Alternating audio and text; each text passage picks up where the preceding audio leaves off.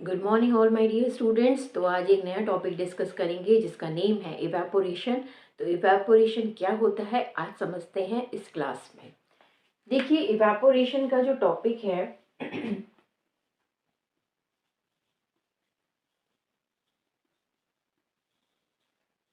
Evaporation का means क्या है। इवेपोरेशन का मीन्स होता है कि liquid changes to gas below its boiling point.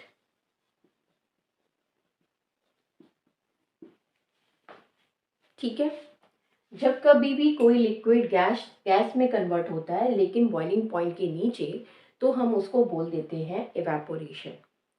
ठीक है, इवेपोरेशन जो होता है वो दो तीन चीज़ें अपने में इंट्रोड्यूस करता है।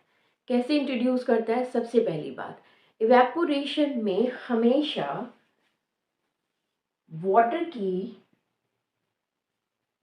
फर्स्ट लेयर पहले जाएगी। First layer first of all जाएगी, then second, third, fourth, fifth, six and so on. ऐसा क्यों?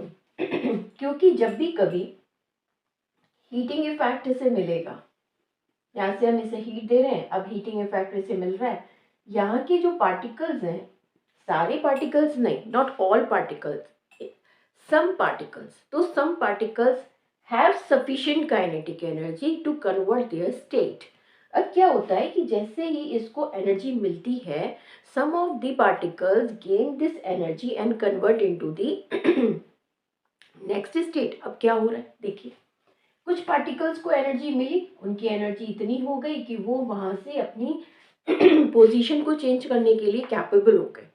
तो वहां से वो क्या करेंगे, वो एनर्जी लेंगे और लिक्विड से गैसियस स्टेट में कन्वर्ट हो जाएंगे। अब इवेपोरेशन हो गया, वो पार्टिकल्स हटे, वहां पे एक स्पेस प्रेजेंट हो गया, वहां पर वो स्पेस को फिल करने के लिए नेक्स्ट लेयर के पार्टिकल्स ने उन्हें फिल कर दिया, फिर वो कांटेक्ट में आ गए, फिर उनकी एनर्जी चेंज हो गई, फिर वो अपनी नेक्स्ट स्टेट में चले गए। इसका मतलब ये है कि हमेशा सरफेस फिनोमेना ही होगा। तो evaporation always occur at the surface, that means it's a surface phenomena। कभी भी ये बल्क से नहीं स्टार्ट होगी। बल्क मतलब नीचे वाला पोर्शन जो सबसे बीकर के कांटेक्ट में होता है, उसे हम बल्क प्रॉपर्टी बोल देते हैं या बल्क स्टेट बोल देते हैं। तो यहाँ पे नेक्स्ट स्टेट में हमेशा कौन सी लेयर जाएगी? जो पहली लेयर होगी, फिर second, third, fourth, fifth and so on. इस तरीके से इवेपोरेशन हमेशा होगा। अब दूसरी बात ये आ गई कि इवेपोरेशन स्टार्ट हो गया below its boiling point, energy इतनी देनी है आपको कि वो बॉईल करने लगे। एक नॉर्मल टेम्परेचर पे भी ये काम होना स्टार्ट हो जाएगा। आप देखते होंगे कि घर में भी अगर पानी फैला हुआ है या फिर आपने कभी रोड पे देखा, तो धीरे धीरे वो अपना क्या करता है, स्टेट चेंज करता है और उसके टाइम के बाद वहाँ पर क्या होती है, वहाँ पे पूरा पानी खराब हट जाता है।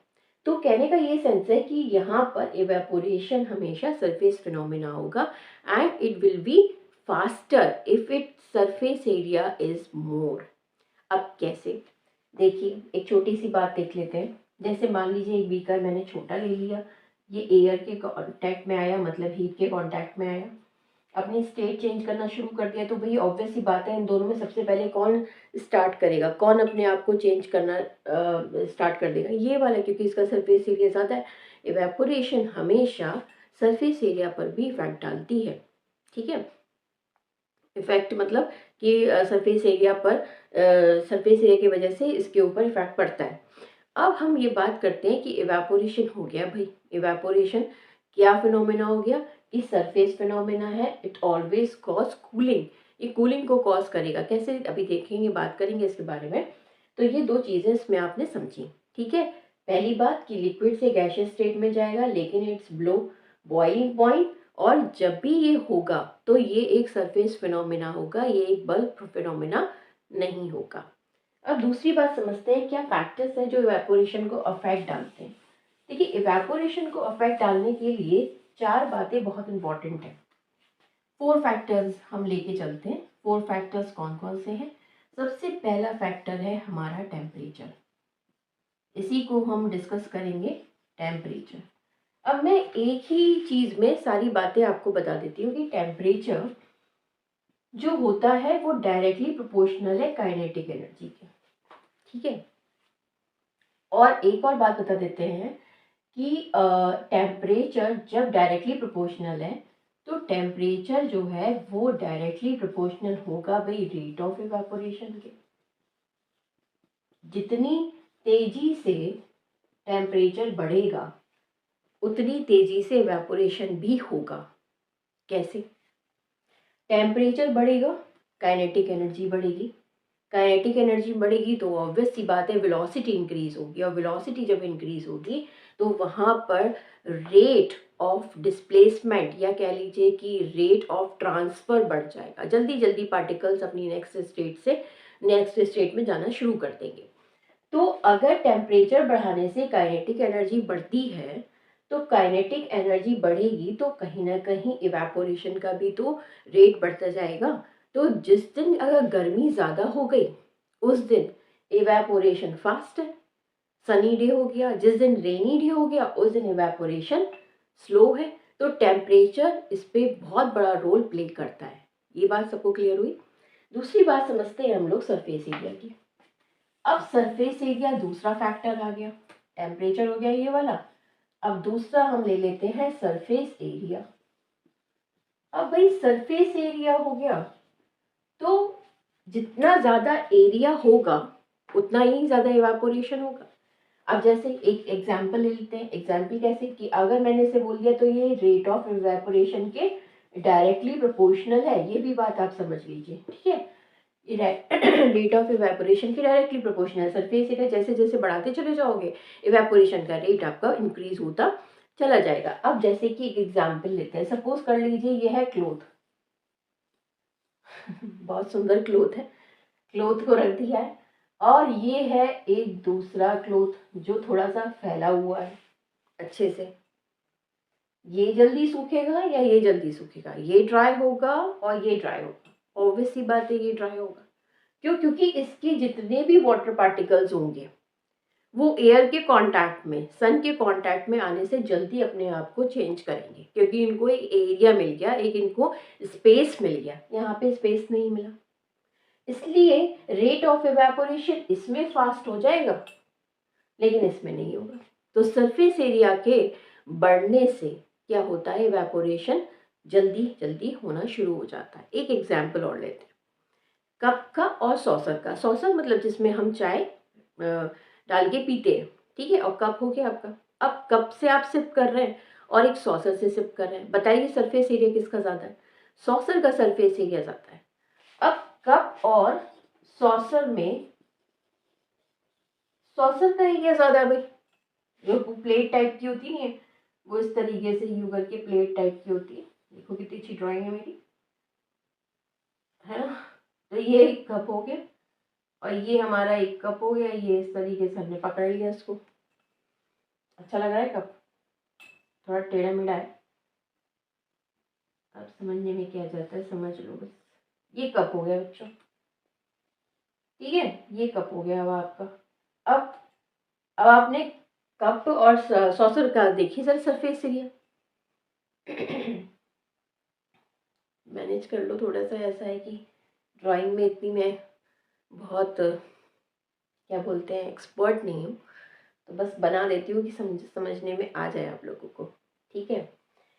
तो अब सॉसर जो है वो थोड़ा सा स्पेस ज़्यादा रखता है, एरिया ज़्यादा रखता है।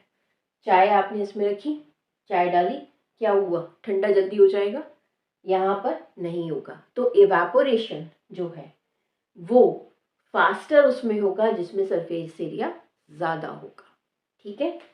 नेक्स्ट एग्जाम्पल लेते हैं ह्यूमिडिटी का। Humidity, the amount of water present in the air.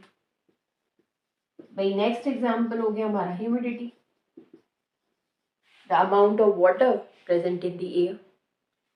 अब एक बात हमने ये समझ ली कि ये इनवर्सली प्रोपोर्शनल होगी रेट ऑफ इवेपोरेशन। बस इतनी सी बात। ह्यूमिडिटी ज्यादा, number of particles present in the air is more, evaporation down हो जाएगा, ठीक है। अगर ह्यूमिडिटी कम, इवेपोरेशन जल्दी जल्दी होगा। जैसे एक एग्जाम्पल है, सनी डे का एग्जाम्पल है, बेस्ट एग्जाम्पल है। वाटर पार्टिकल्स प्रेजेंट नहीं होते, कम होते हैं, इवेपोरेशन जल्दी जल्दी होता है। सनी डे ले लीजिए, वाटर पार्टिकल्स प्रेजेंट है अच्छे खासे, इवेपोरेशन डाउन हो जाएगा। उस दिन कपड़े नहीं सूखेंगे, ठीक है, जिस दिन सनी डे होगा, क्योंकि there are lots of water particle present in the air, evaporation down. तो ह्यूमिडिटी इनवर्सली प्रोपोर्शनल है किसके, रेट ऑफ इवेपोरेशन। नेक्स्ट हमारा आता है विंड स्पीड। अब हम विंड स्पीड के बारे में समझते हैं भाई। फोर्थ हो गया हमारा ये विंड स्पीड, ये भी डायरेक्टली प्रोपोर्शनल है रेट ऑफ इवेपोरेशन के। कैसे, जितनी तेजी से हवा चलेगी, हवा हो गई ब्रीज, विंड होगी तेज हवा, स्ट्रॉन्ग, है ना, तो यहाँ पे स्ट्रॉन्ग ब्रीज। तो अब कहते हैं कि अगर विंड है तो रेट ऑफ इवेपोरेशन बढ़ा देगी, जितनी तेजी से हवा चलेगी उतनी तेजी से रेट ऑफ इवेपोरेशन बढ़ जाएगा, फास्टर हो जाएगा, ठीक है बात। कम हो गई अगर तो क्या होगा, डाउन हो जाएगा। ऐसा क्यों, क्योंकि number of water particles move fast करेंगे, उनकी एनर्जी बढ़ जाएगी इसके कांटेक्ट में आने से, और इवेपोरेशन का रेट भी वो बढ़ा देगी। तो कहने का ये सेंस हो जाता है कि विंड जो है जो रेट ऑफ इवेपोरेशन को इंक्रीज करती है। तो भाई कौन कौन सी इंक्रीज कर रही है, टेम्परेचर कर रही है रेट ऑफ इवेपोरेशन को,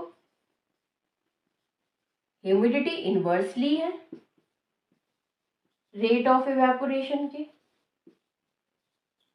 ठीक है, सरफेस एरिया डायरेक्टली है, विंड स्पीड, इसका मतलब 3 तो डायरेक्टली प्रोपोर्शनल है और एक इनवर्सली प्रोपोर्शनल है, ये आपको याद रखना है इसमें।